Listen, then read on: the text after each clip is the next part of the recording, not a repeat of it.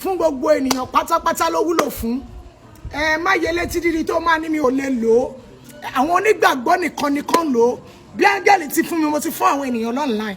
Ṣùgbọ́n àwọn kan ṣì ń béèrè pé mọ́mì ẹjọ́ tí TikTok ò dúró òun ni mo ṣe wá sáré gbọ́ iṣẹ́ yẹn. Wà á lórúkọ áńgẹ́lì yìí ELI LEO LEA ELI LEO LEA ELI LEO LEA ní ìgbà méje. Ṣùgbọ́n gbọ́ kó tó pe orúkọ áńgẹ́lì yẹn wà á gbé omi kaná, omi yẹn máa hó dáadáa. Tí omi yẹn bá ti hó, bí omi yẹn kò dà sínú nǹkan, wà á fi omi yẹn sílẹ̀ jẹ́ kó tutù pátápátá.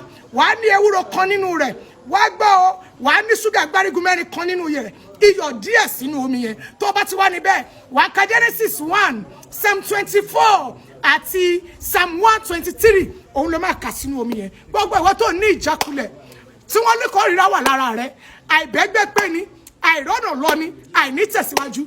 Ó wá gbọ́ bí áńgẹ́lì yẹn ti fún mi níwájú ẹ̀wọ̀n ẹ̀. Ó ní tó bá gbóná, ó máa ń tutù ni. Adùn ló máa wá gbẹ̀yìn ewúro, adùn á gbẹ̀yìn ayé ìwọ tó rí mi wò. Ìwọ tó rí lórúkọ Jésù tó wá rí ṣe, ó máa bá ayé rẹ ṣiṣẹ́.